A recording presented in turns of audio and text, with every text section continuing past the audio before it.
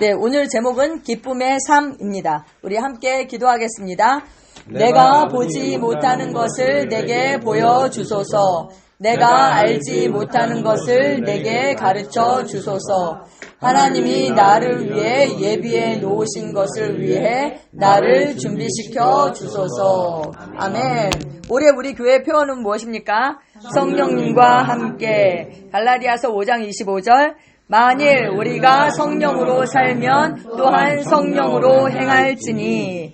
사도행전 10장 38절 자기 이름 넣어서 하나님이 안종양에게 성령과 능력을 기름 붓듯 하셨음에 그가 두루 다니시며 선한 일을 행하시고 마귀에게 눌린 모든 사람을 고치셨으니 이는 하나님이 함께 하셨습니다. 아멘. 우리 안에 계신 성령님께서 우리를 통해서 역사하시는 그런 최고의 해가 됩니다. 아멘. 지난주 우리는 성령님과 또 성령님께서 주시는 선물 방언에 대해서 말씀을 나눴습니다. 한 주간 성령님을 인식하고 사셨나요?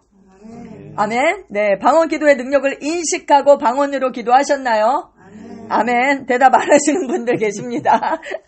예수님은 본인이 떠나가시는 것이 우리에게 더 유익하다고 말씀하셨고 또 아버지께서 약속하신 대로 예수님의 이름으로 보혜사 성령님을 우리에게 주셨습니다. 그래서 보혜사 우리가 이렇게 얘기하잖아요. 원어로 뭐라고요? 알로스 파라클레토스. 예, 이렇게 얘기합니다. 즉 예수님과 같은 종류의 다른 파라클레트라는 것은 나란히 가도록 부름받은 분이라는 뜻입니다. 근데 보혜사를 영어 성경을 찾아보면 다 comforter라고 이렇게 되어 있어요. 그래서 다 위로자라고 그렇게 얘기합니다. 성령님은 위로자로서 우리와 함께 가도록 부름받은 분입니다. 그런데 이제 영어 성경에는 comforter 이거 하나만 썼는데 확대 번역 그 성경에서는 그 7가지 그 성령님의 이름을 전부 다 적었어요. 그래서 이 위로자와 동의어가 되는 다른 것들도 다 적었거든요. 그게 뭐예요? 위로자, 상담자, 돕는 자, 중보자, 변호자, 힘 주시는 자, 대기자. 네. 우리는 이 7가지 이름을 다 얘기할 수가 없잖아요. 그러니까 줄여서 뭐라고 얘기해요? 보혜사. 예. 그 한국어 성경에는 보혜사, 성령님 이렇게 얘기하는 거죠. 한 주간 동안 성령님을 이제 인식하시고 묵상하셨을 텐데 특별히 어떤 역할을 그 묵상하고 경험하셨는지, 어떤 성령님을 경험하셨는지요. 네. 우리 식사 후에 교제하면서 나누도록 하겠습니다. 우리는 외로워하거나 혼자라고 말하지 않습니다. 아멘. 왜요? 성령님께서 우리와 영원히 함께 하시기 때문입니다. 우리는 낙담하지 않습니다. 낙심하지 않습니다. 왜요? 힘 주시는 자가 우리 안에 계시니까요. 우리는 피해자가 되지 않습니다. 왜요? 우리를 돕는 자가 계십니다. 아멘. 네, 법적 조언자, 상담자가 우리 안에 계십니다. 그분은 고난 중에 즉시 만날 우리의 도움이십니다. 아멘, 아멘, 아멘.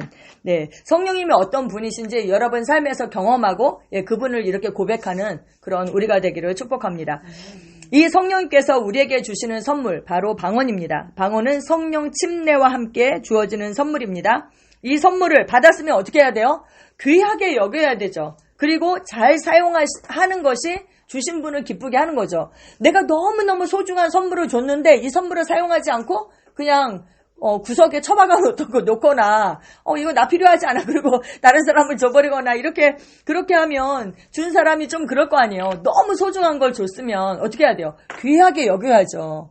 그리고 방언을 말해야 합니다. 네, 왜요? 우리에게 유익한 것이니까 주신 것이거든요. 그래서 방언을 말할 때 우리는 우리 자신을 영적으로 세우고 있는 것이고 또 하나님 사랑 안에 우리를 머물게 하는 것입니다. 방언으로 기도하면 어떻게 돼요? 우리의 영이 활성화가 되죠. 그리고 안식과 영적인 상쾌함을 얻게 됩니다. 우리가 왜 상쾌함을 얻지 못하는가? 방언을 하는데도 상쾌함을 얻을 때까지 하지 않기 때문입니다. 조금 하다가 마는 거죠. 그래서 정말 영이 활성화돼서 그 생수가 콸콸콸콸 내가 너무 피곤하고 지쳐있는데 그 생수를 마시는 걸 여러분 상상해 보세요. 그 생수를 마실 때 얼마나 우리가 살아나겠어요. 그때까지 우리가 방언으로 집중해서 기도해야 하는 것입니다. 우리가 방언으로 기도하면 우리의 지성은 뭘 기도하는지 모르죠. 그게 좀 답답할 수 있어요. 하지만 그 기도 내용을 모르는 것, 그것이 방언 기도의 그 유익 중 하나입니다. 네. 육신의 생각은 불완전한 정보를 가지고 있죠. 그러니까 우리가 사실은 내 수준에서 기도할 수밖에 없어요. 최고의 기도를 할 수 없어요. 근데 우리는 정말 편협되고 그냥 내 수준, 고 수준이거든요. 근데 우리가 방언으로 기도할 때 뭘 하는 거예요? 영의 신비를. 그 감추어진 하나님의 지혜를 말하는 거거든요. 그 말할 때 그것이 실제가 되게 되어 있습니다. 그래서 방언은 뭐다? 하나님의 능력, 그 초자연적인 능력을 우리 삶에 풀어놓아서 초자연적인 삶, 그 삶을 살게 하는 병기와 같다. 예, 이렇게 말씀하고 있습니다. 최고의 기도, 최고의 감사, 최고의 중보를 하고 있다라는 것을 믿고 방언으로 기도할 때에 더 그것이 풀어지겠죠, 능력이. 그냥 하기는 해도 맨날 의심하고 이거 내가 지금 뭐 하고 있는 거야? 이렇게 하는 거하고 진짜 믿고 하는 거하고는 다르죠. 그래서 바울처럼 능력 있는 그리스도인의 삶을 사실은 여러분과 제가 되기를. 왜요? 바울이 뭐라 그랬어요? 누구보다도 방언을 내가 가장 많이 말한다 이렇게 얘기했잖아요. 그래서 최고의 계시를 받았고 능력 있는 삶을, 증인의 삶을 살았던 사도 바울과 같은 삶, 그 삶을 우리가 삽니다. 아멘. 여러분 보세요. 성령님이 우리와 함께 하시죠. 내주하세요. 근데 그분을 얼마나 인식하며 사는가, 그분으로 말미암아 살고 그분으로 행하는가, 또 능력 있는 삶을 살 수 있도록 방언을 선물로 주셨어도 얼마나 그것을 하고 그 능력을 풀어놓는 삶을 사는가, 이거는 사람마다 달라요. 성령님도 받았고 방언도 말할 수 있어요. 근데 실제 그 능력을 누리는 삶, 그거는 사람마다 달라요. 이제 모든 것은 누구에게 달려있어요? 우리에게, 각자에게 달려있는 것입니다. 하나님을 탓하지 마십시오. 우리는 생명과 경건에 속한 모든 것을 받은 자로, 예수님 클래스에서 예수님처럼 살 수 있는 것을, 모든 것을 다 받았습니다. 할렐루야. 하나님이 우리 안에 계시다니까요. 그러니까 우리는 예수님 클래스에서 예수님처럼 삽니다. 아멘. 네, 아멘. 오늘은 기쁨의 삶에 대한 말씀을 나누고자 합니다.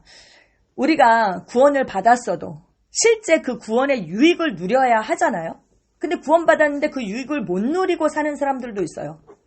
그 실제 구원의 유익을 누리는 것은 여러분 우리가 기뻐할 때입니다. 기뻐할 때. 이사야 12장 3절에 뭐라고 얘기해요? 그러므로 너희가 기쁨으로 구원의 우물들에서 물을 기르리로다. 아멘. 아멘. 아멘.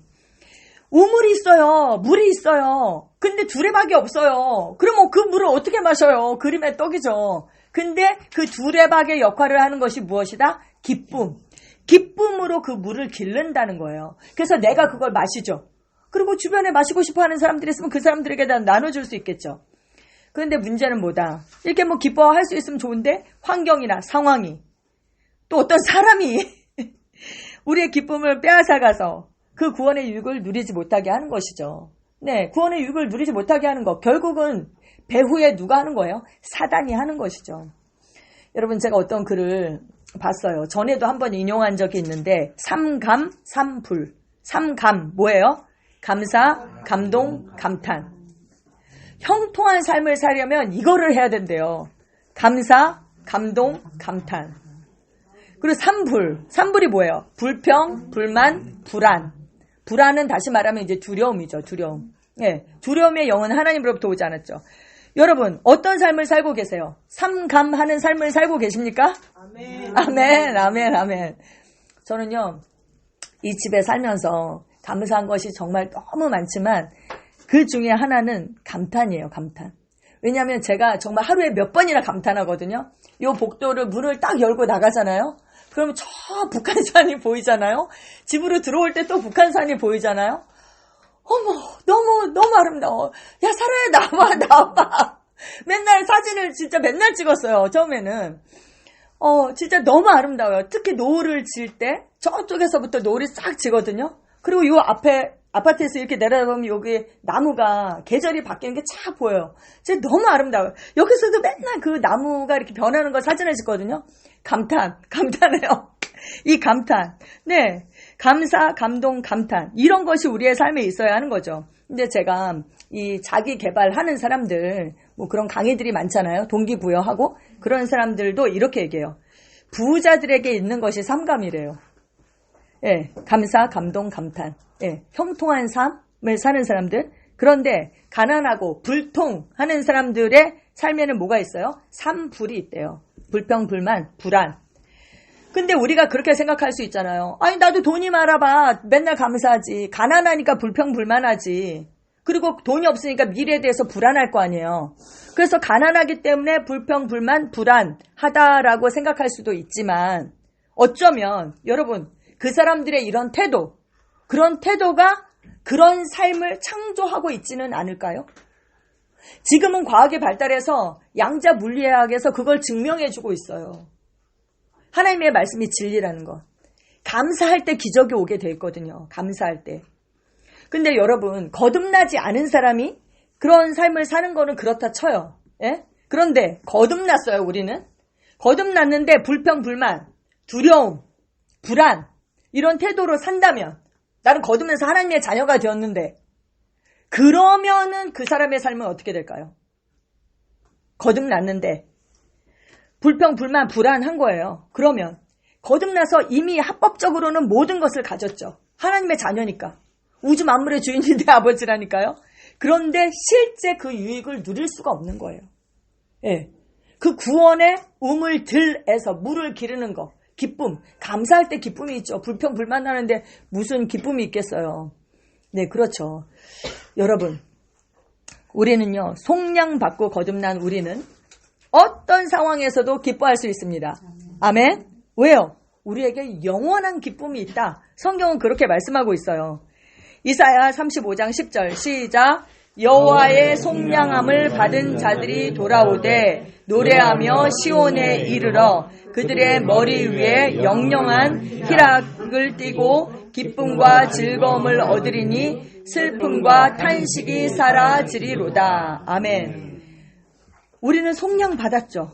속량을 받은 우리의 머리 위에 하나님의 영영한 희락, everlasting joy 이렇게 되어 있거든요. 영원한 기쁨. 그 영원한 기쁨이 우리 머리 위에 있대요. 우리는 거듭나는 순간 흑암의 권세에서 건진받아서 하나님의 사랑의 아들의 나라로 옮겨졌습니다. 그렇죠? 하나님의 사랑의 아들의 나라. 그 하나님의 나라는 뭐예요? 먹고 마시는 것이 아니라 성령 안에서 의와 평강과 희락이다. 성경은 그렇게 말씀하고 있죠. 희락, 기쁨, 의와 평강과 기쁨. 기쁨의 나라가 바로 하나님의 나라입니다. 우리는 그 나라에 살고 있죠. 기쁨의 나라에 살고 있는데 혼자만 불평불만하고 인상을 쓰고 있으면 어떻게 되겠어요? 예, 어울리지 않죠. 하나님 아버지는 그분의 자녀들을 위한 삶의 그 영역을 갖고 계세요. 그렇죠? 그 하나님 나라의 그 문화, 그 자녀들을 위한 그 삶의 영역, 우리가 이 영역에 살고 있다라는 거, 정말 이게 얼마나 신나는 일입니까? 그렇잖아요. 우리가 그리스도 안에서 누구인지 또 무엇을 가지고 있는지 무엇을 할 수 있는지를 정확하게 알 때 우리는 권태기가 없는 삶, 지치지 않는 삶, 신나는 삶, 흥분된 삶 그런 삶을 살게 될 것입니다. 아버지와의 관계는 기쁨으로 충만할 것입니다. 너무 재밌는 말씀을 제가 발견을 했어요. 그 잠언 14장 14절 말씀이에요. 마음이 굽은 자는 자기 행위로 보응이 가득하겠고 선한 사람도 자기의 행위로 그러하니라 이렇게 얘기하거든요. 마음이 굽은 자는 자기 행위로 보응이 가득하다. 근데 선한 사람도 자기의 행위로 그러하대요. 근데 이것을 리빙 바이블은 아주 재밌게 번역을 했어요. 타락자는 스스로 권태를 느끼며 경건한 사람의 삶은 흥분된다. 예. 예. The godly man's life is exciting 이렇게 돼 있어요. exciting한 삶. 여러분 상상이 되시죠? 예. 근데 권태를 느껴요. 낙심되고 권태하고 boring하고 지루하고 그런 거. 타락한 자는 그렇대요. 근데 경건한 사람, 하나님께 속한 사람, 선한 사람은 그 사람의 삶은 흥분된다. 신난다는 거예요. 여러분 매일매일 흥분된 삶, 신나는 삶을 살고 계신가요? 아멘. 막 지루하고 막 이런 삶 살고 계신 거 아니죠? 네. 제가 어제 어떤 분한테 얘기를 들었거든요. 자기가 너무 지쳐있고 막 이렇다. 그래서 그분에게 뭐가 필요할까 이런 생각을 했습니다. 네, 하나님과의 관계의 회복입니다. 하나님께서는 그분의 자녀들이 어떤 형태로든 속박 가운데 사는 것을 원치 않으십니다. 속박은 여러 가지 형태로 오죠. 때로는 부지불식간에 우리도 인식하지 못한 채 우리 스스로를 속박 가운데 우리 스스로가 놓는 거예요. 우리 자신의 생각이나 말, 신념에 의해서 우리 스스로 노예가 되는 거죠. 하나님은 이미 우리를 해방시키셨어요. 애굽에서 노예의 삶을 살았잖아요. 근데 출애굽했어요. 홍해를 건넜어요. 예, 더 이상 애굽 사람들에 의해서 노예로 살 필요가 없습니다. 그런데 스스로 자기 말에 의해서 자기를 묶었던 그 이스라엘 백성들처럼 우리 스스로 우리의 생각과 말에 의해서 노예가 되게 하는 것이죠. 여러분, 우리가 믿는 모든 것은 무엇이든지 우리를 해방시키거나 노예로, 종으로 살게 합니다. 둘 중 하나입니다. 해방시키든지 노예로 만들든지. 성경은 뭐라고 얘기해요? 우리가 말씀 안에 거하면 우리가 진리를 알게 되고 우리가 안 그 진리가 우리를 자유케 한다. 아멘.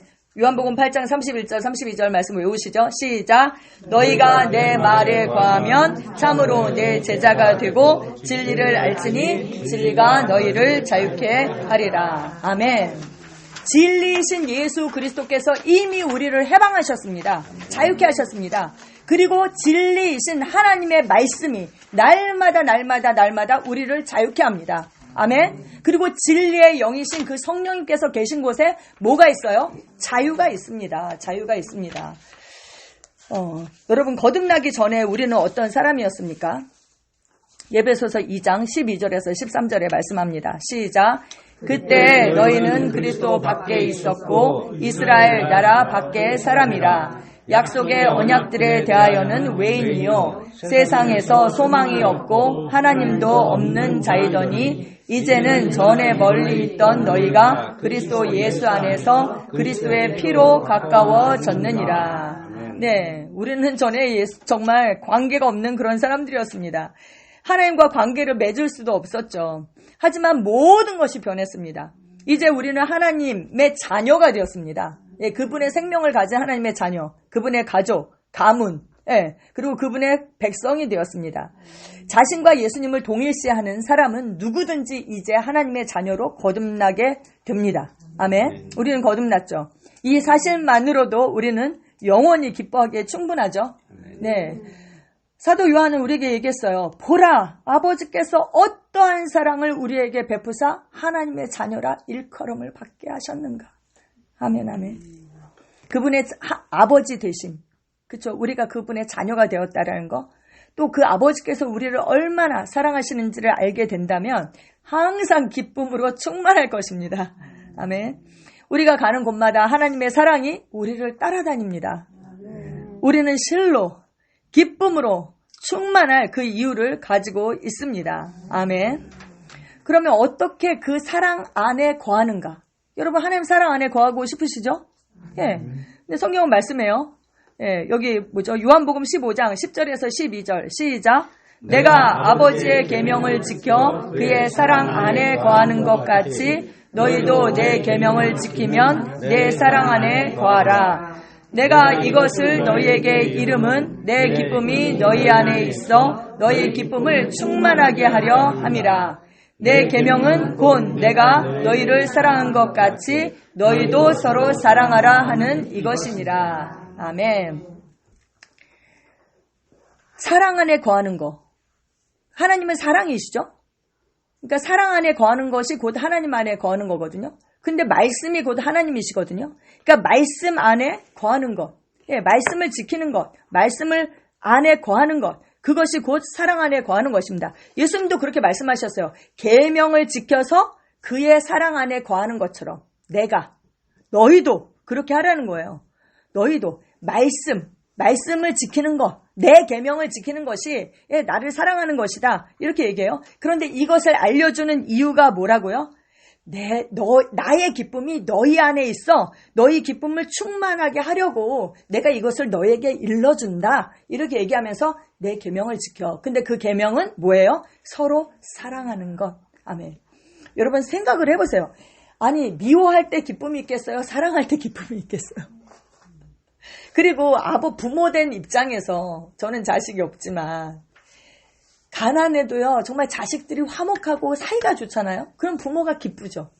어떤 부모가 이렇게 아파트에서 내려다봤대요. 근데 자기 애들끼리 학교를 등교를 하는데 서로 그렇게 깔깔깔대고 웃고 사이좋게 막 등교를 하더라는 거예요. 그것을 지켜보는 그 엄마의 마음이 너무 행복했다고 그러더라고요.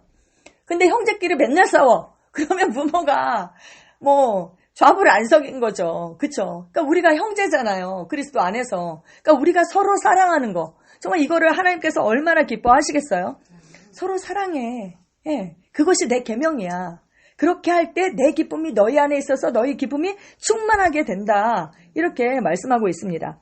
우리가 하나님 사랑 안에 거하고 또 그 사랑의 본성을 우리를 통해서 나타내는 것이죠. 그래서 서로 사랑할 때 주님의 기쁨이 우리 안에 있어서 우리 기쁨을 넘쳐 흐르게 합니다. 아멘. 동방 박사들이요. 예수님의 그 탄생을 봤잖아요. 그 별을 따라왔잖아요. 그 별이 동에서 북쪽으로인가 이렇게 옮겼잖아요. 그때 그 별을 보고 매우 크게 기뻐하고 기뻐하였다. 별을 보고 매우 크게 기뻐하고 기뻐하였다. 예수님의 탄생. 그런데 여러분, 지금 우리는 그분이 이 땅에 오셨을 뿐만 아니라 우리의 죄가 되셨어요. 우리 대신 죽으시고 사망 권세를 이기시고 부활하셔서 그 부활 생명을 우리에게 주셨어요. 그리고 우리의 몸을 성전 삼으셔서 우리 안에 들어오셔서 우리와 함께 거하시고 우리와 하나가 되었어요. 이걸 우리가 다 알고 있어요. 우리가 이 동방 박사들보다 더 매우 크게 기뻐하는 것이 마땅하지 않습니까?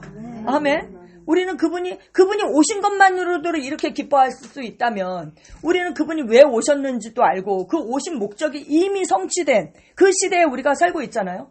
그런데 맨날 죽상으로 산다, 울상으로 산다. 이거는 진짜 맞지가 않는 거죠. 네, 이 말이 너무 좋더라고요. 매우 크게 기뻐하고 기뻐하였다. 할렐루야. 아멘. 우리는 생각해요. 결핍 의식이 있잖아요. 그러니까 내가 어떤 필요가 채워지면 나는 감사할 것이다. 그런데 여러분, 사람은요 자신의 모든 필요가 채워졌을 때도 여전히 불평합니다. 출애굽할 때 이스라엘 백성들을 보세요. 이스라엘 백성들을 하나님께서 모든 그 필요를 공급하셨잖아요. 그런데도 여전히 불평불만했어요. 이런 필요가 채워지는 것, 육신의 필요가 채워지는 것으로는 충분하지 않습니다. 우리의 만족은 하나님께로부터 말미암는다 이랬잖아요. 사람에게는 하나님으로만 채워질 수 있는 그 공허가 있어요. 원래 하나님께서 들어오셔야 되는 자리에 하나님 계시지 않은 거죠. 그러니까 여전히 공허한 거죠. 그래서 돈으로, 명예로, 권력으로 등등등 그것을 채우려고 하지만 채워도 사실은 그 공허가 메꿔지지 않죠. 왜냐하면 사람은 너무나도 큰 존재이기 때문에 오직 하나님으로만 채울 수 있는 그 공허가 있는 것입니다. 사람이 정말 필요로 하는 것은 뭐예요? 하나님과의 관계입니다. 관계. 하나님과의 관계는 우리에게 기쁨을 줍니다. 그 기쁨은 하나님과의 교제의 그 산물이고 그 관계의 회복의 그 산물이고 또 그 교제가 우리 기쁨의 비결이기도 한 것입니다. 그 예로 누가복음 15장에 보면 그 잃어버린 여러 가지 비유들이 있고 마지막에 그 잃어버린 잃어버린 아들, 그 탕자의 비유가 있잖아요. 그는 어땠어요? 부유한 집의 아들이었어요. 근데 아버지를 떠났어요. 아버지의 관계가 깨어졌습니다. 그래서 그는 어땠어요? 정말 비참한 삶을 살았죠. 하지만 그가 아버지께로 돌아와서 그 아버지와의 관계가 회복되는 순간 그는 최고를 얻었습니다. 아버지가 그를 용서했죠. 그리고 그의 손가락에 반지를, 그리고 제일 좋은 옷을 입혔고 발에 신을 신겼고 살찐 송아지를 잡아서 아름다운 잔치를 베풀어 주었습니다. 근데 그 아버지가 그 아들이 불평했을 때 이렇게 얘기했어요. 우리가 즐거워하고 기뻐하는 것이 마땅하다. 우리가 즐거워하고 기뻐하는 것이 마땅하다. 하나님과 올바른 관계를 맺고 우리가 교제할 때에 우리의 기쁨이 회복이 됩니다. 아멘, 아멘, 아멘. 거듭난 우리는 하나님의 신기한 능력으로 하나님의 생명과 경건에 속한 모든 것을 받았습니다. 아멘. 그리고 그 생명의 본성에 참여하는 자들이 되었습니다. 그 본성은 우리 안에 있어서 우리로 하여금 하나님께서 되기를 바라시는 그 모든 것이 되게 합니다. 여러분, 이미 다 받았어요? 하나님께서 되기를 원하시는 그 모든, 바로 그 사람이 우리는 될 수 있습니다. 우리가 영적으로 성장하면 할수록 하나님의 생명의 본성을 나타내는 삶을 살게 되죠. 다시 말하면 그 우리 영의 열매가 우리 삶 가운데 풍성하게 나타나는 삶, 그 삶을 살 수 있어요. 예, 모든 거듭난 그리스도인들은 자기 안에 거하는 그 영의 열매를 가지고 있습니다. 성령의 9가지 열매, 그게 뭐예요? 결국 우리 거듭난 우리 영의 열매잖아요. 그래서 기쁨도 거듭난 우리 영의 열매예요. 기쁨도. 우리 갈라디아서 5장 22절에서 23절 말씀, 그 9가지 성령의 열매, 그 말씀 우리 함께 읽겠습니다. 시작.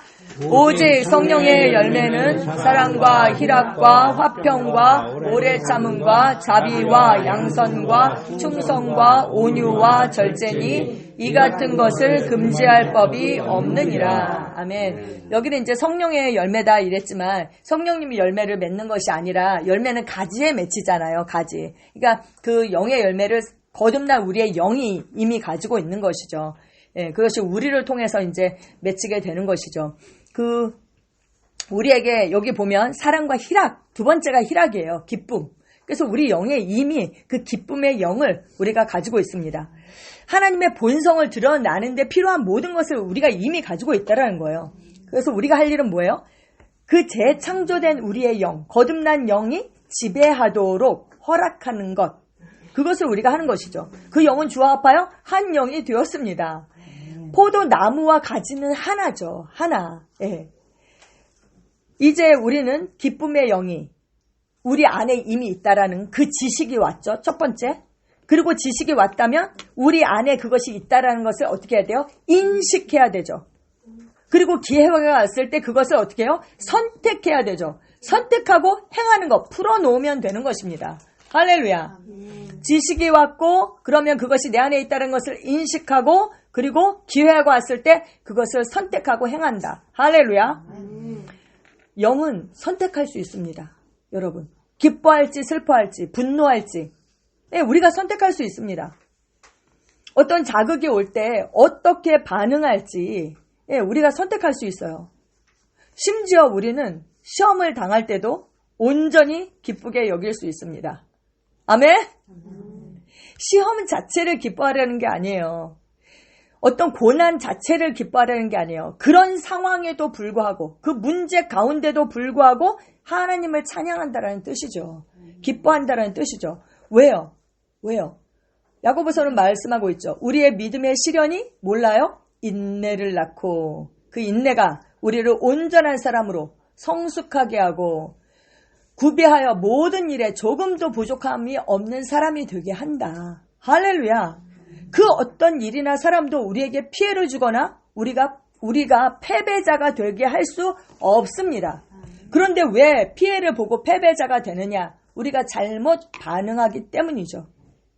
그 기회 앞에서 오히려 레벨업 돼야 되는데 그 기회 앞에서 무너지는 것이죠. 정말 문제 앞에서 자신의 실력을 드러나게 돼 있어요.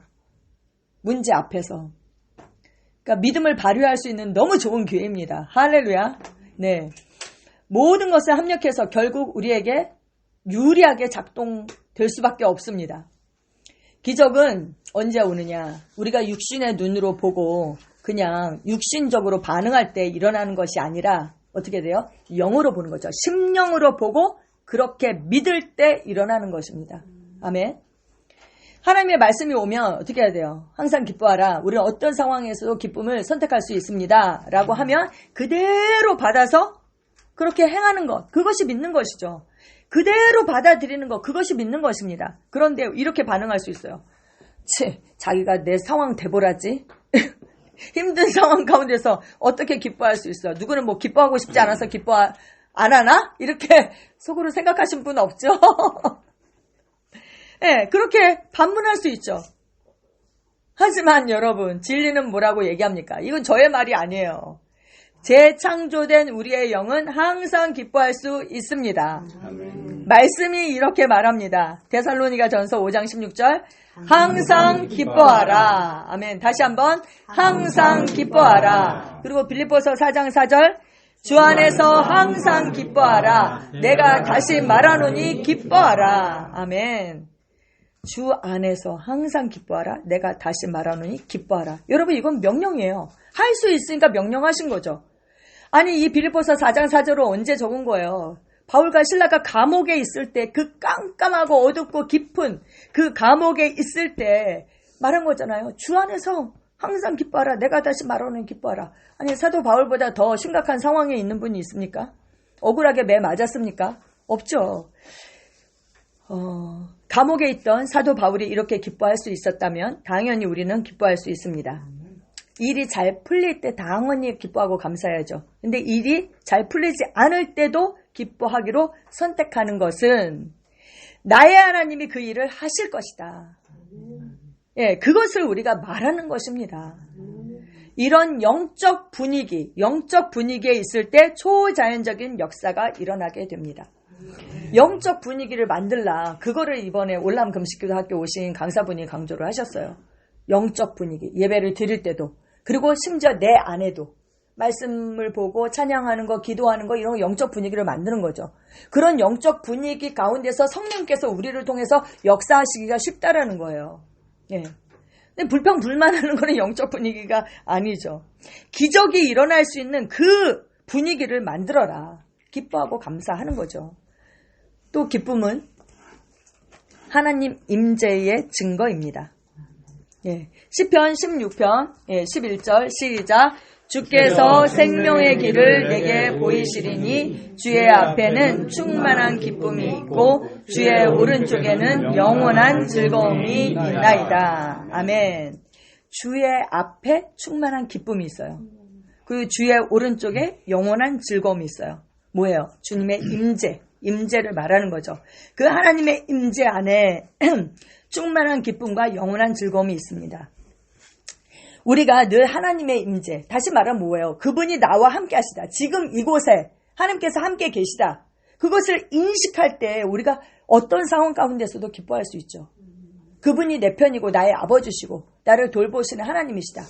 그리고 또 여러분, 부부싸움 할 때 왜 해요? 하나님이 그 임재를 인식하지 않기 때문에 부부싸움을 하는 거죠. 하나님이 그곳에 계시다. 우리가 이것을 인식해봐요. 그럼 그런 말을 할 수가 없죠. 그렇죠? 그러니까 임재를 인식을 안 하는 거죠. 그분의 임재 가운데 그것을 인식할 때에 우리가 언제나 기쁨을 선택할 수 있는 것입니다. 우리가 상황과 상관없이 기뻐할 수 있는 이유 하나 더 말씀드리겠습니다. 시편 126편 1절에서 3절 말씀 시작. 여호와께서 시온의 포로를 돌려보내실 때에 우리는 꿈꾸는 것 같았도다. 그때에 우리 입에는 웃음이 가득하고 우리 혀에는 찬양이 찼었도다. 그때에 문 나라 가운데서 말하기를 여호와께서 그들을 위하여 큰 일을 행하셨다 하였도다. 여호와께서 우리를 위하여 큰 일을 행하셨으니 우리는 기쁘도다. 아멘. 아멘. 시온의 포로를 돌려보내실 때에 그 포로에서 해방될 때 이미 우리는 그 포로된 그 삶에서 해방된 자들입니다. 그때 우리 입에 웃음이 가득하고 우리 혀에 찬양이 있다. 그래서 우리가 이제 어떻게 해야 돼요? 주님께서 큰 일을 행하셨다. 큰 일을 행하셨다. 이것을 우리가 선포해야 하는 것이죠. 예수님께서 이미 그 큰 일을 행하셨기 때문에 우리는 기뻐합니다. 이 기쁨의 웃음은 주님께서 우리를 위해 행하신 것을 인식할 때에 내가 이미 구원받았어. 나는 하나님의 생명을 가진 하나님의 자녀가 되었어. 하나님을 디스플레이하는 하나님의 의가 되었어. 이것을 생각할 때에 인식할 때에 우리는 당연히 기쁘죠. 감정과 상관없이 주님의 그 큰 사랑과 우리를 위해서 행하신 일들로 인해 기뻐하기로 선택합니다. 아멘. 하나님은 우리의 그 기쁨의 큰 소리를 듣기를 좋아하십니다. 상상이 되시죠? 여러분, 그 도준이가 손주가 깔깔깔대고 큰 소리로 웃으면 얼마나 기쁘세요. 그렇잖아요. 자녀가 큰 소리로 웃을 때 이 아버지께서 얼마나 기쁘시겠어요. 근데 아버지는 정말 엄청난 대가를 치르셨잖아요. 예. 그러니까 여러분, 근데 우리가 그래서 어떻게 해요? 찬양 가운데 거해야 되고, 주님 정말 최고예요. 최고예요. 이게 찬양이잖아요. 그분을 높이는 것, 그것이 영광을 돌리는 것이죠. 그리고 주님께서 행하신 것으로 인해서 기뻐하고 찬양하고 감사하고, 지금은 기쁨의 삶을 살 때입니다. 아멘. 이미 우리는 포로된 삶에서 해방되었습니다. 아멘. 근데 기쁨은요, 기쁘다. 기쁨이 제가 재작년에 도왔던 분, 재작년에 제임에서 도왔던 분이 그렇게 표현했거든요. 제가 새로운 피조물인 걸 알았어요. 깨닫게 되었어요. 그랬더니 자기 속에서 기쁨이 뽀글뽀글 올라왔다. 표현을 그렇게 했어요. 여러분, 사이다 딱 따르면 그 기포가 이렇게 뽀르르 올라오는 거 있잖아요. 그 표현을 쓰셔서 와, 너무 시적이다 이렇게 생각했거든요. 우리 속에서 기쁨이 뽀글뽀글 올라올 뿐만 아니라 그 기쁨은 뭐예요? 겉으로 표현되는 기쁨입니다. 속에만 있는 게 아니에요. 그 기쁨을 표현돼야 돼요, 여러분. 나는 속으로 기뻐. 근데 겉으로 울상을 하고 다녀. 그러면 안 되죠. 그 기쁨은 겉으로 표현되는 기쁨이에요. 그래서 다른 사람도 그 기쁨을 볼 수 있어야 돼요. 하나님께 기쁨의 큰 소리를 낼 때입니다. 아멘. 예, 제가 좋아하는 말씀, 욥기서 8장 21절에서 22절 시작. 웃음을 내 입에, 즐거운 소리를 내 입술에 채우시리니 너를 미워하는 자는 부끄러움을 당할 것이라. 악인의 장막은 없어지리라. 아멘. 우리가 큰 소리로 기뻐하고 웃을 때에 악인의 장막이 파쇄됩니다. 견고한 진이 파쇄됩니다. 우리를 미워하는 자, 사단은 부끄러움을 당하게 될 것입니다. 아멘. 그리고 이 기뻐하고 감사하는 게 뭐예요? 영적 분위기예요. 그래서 그때 초자연적인 그 기적이 일어나게 됩니다. 아멘. 그래서 여러분 숙제를 드릴게요. 일주일 동안 정말 미친 사람처럼 예수님께 미친 사람처럼 기뻐하고 그 기쁨을 크게 표현하시는, 큰 소리로 웃으시는, 의도적으로 그렇게 하시는 거예요. 내 감정이 따라가지 않아도 나는 기쁨을 선택해 라고 의도적으로 기뻐하시는, 그래서 그 기쁨이 다른 사람에게까지 표현되고 전이 되는 그런 한 주를 사시기를 축복하고 그것을 숙제로 드립니다. 아멘. 숙제 열심히 하세요. 아멘.